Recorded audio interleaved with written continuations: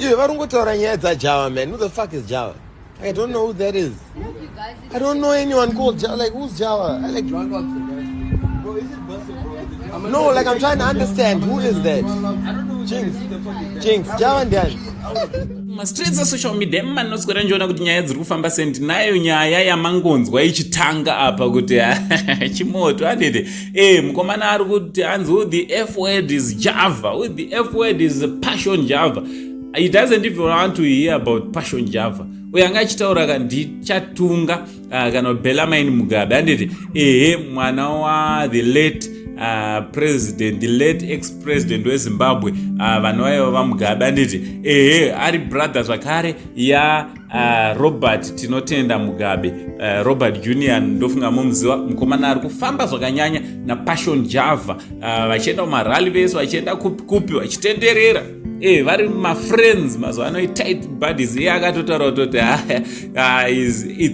passion Java anominspire anditi ndiye spiritual father wake but not the same with Chatunga anditi so listen, if you are new to this channel I kindly ask you to subscribe, turn on your notification bell so that every time we upload a video you'll be notified. Ayo nchito zirudi kwese kwa more vazukuru vasekuru seinda pano pa number 1 YouTube channel yenyu yamunofara. Also don't forget kuenda kuno follow our Facebook page Saint TV, also kuno follow our Instagram account yakanzi Saint TV official kwese ikoko tinobatika vazukuru. Nyaya iripo ndeyekuti Bellarmine was live on Instagram yesterday, and paakanga ari live people kept on writing passion Java this, passion Java that, passion Java this until the dude was truly pissed off. Who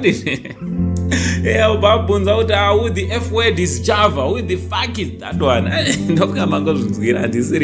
That was Bellarmine.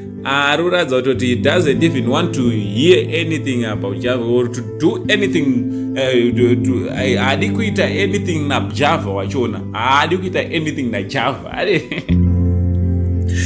But remember passion Java na putu wake they're like best of friends nowadays.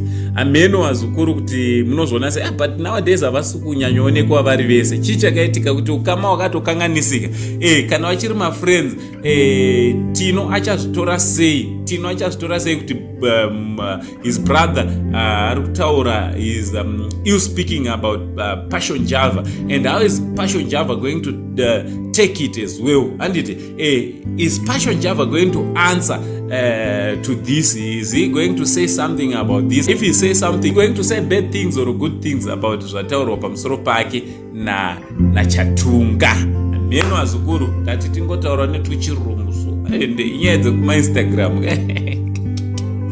gataura no comment section kuti munofunge ine zvoukama hwevaviri avo wa passion Java na Chatunga, noukama wa Robert Junior na passion Java, noukama wa Chatunga na Robert Junior sema brothers. Ameno gataura no comment section kuti munofunge nezvenyaya iyi. From Uncle Saint, the only Zim uncle, but is no much love.